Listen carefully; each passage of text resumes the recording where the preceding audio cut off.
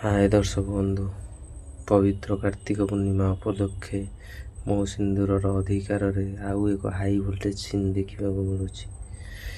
ପବିତ୍ର କାର୍ତ୍ତିକ ପୂର୍ଣ୍ଣିମା ଉପଲକ୍ଷେ ସମସ୍ତଙ୍କୁ ଅଭିନନ୍ଦନ ଜଣାଉଛି। ମୁଁ ସାଇ ସୁଜିତ। ପ୍ରଥମେ ଭିଡ଼ିଓଟିକି ସମ୍ପୂର୍ଣ୍ଣ ଯାଇ ଦେଖନ୍ତୁ।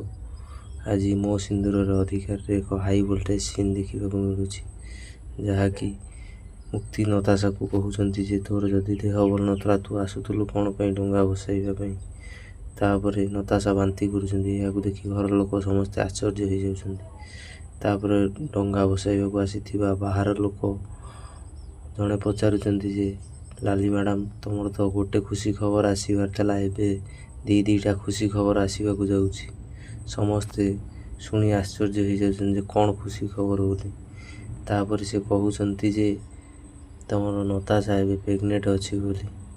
ଏହାକୁ କିନ୍ତୁ ମୁକ୍ତି ସ୍ୱୀକାର କରୁନାହାନ୍ତି କି ଲାଲି ବି ସ୍ୱୀକାର କରୁନାହାନ୍ତି। ଲାଲି କହୁଛନ୍ତି ଯେ ଏପର୍ଯ୍ୟନ୍ତ ତ ନତାଶାର ବାହାଘର ହେଇନି, ସେ ପ୍ରେଗନେଣ୍ଟ କେମିତି ହେଲେ। ତାପରେ ନତାଶା କହୁଛନ୍ତି ଯେ ନାଇଁ, ମୁଁ ସତରେ ପ୍ରେଗନେଣ୍ଟ ଅଛି।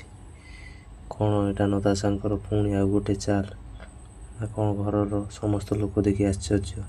ଆଜି ଆସନ୍ତୁ ଫୁଲ୍ ଭିଡ଼ିଓ ଦେଖିବା ପାଇଁ ତରଙ୍ଗ ଟିଭି ବା ତରଙ୍ଗ ପ୍ଲସ୍ରେ। ମୋ ସିନ୍ଦୁରର ଅଧିକାର ରାତି 8:30ରେ ଦେଖନ୍ତୁ।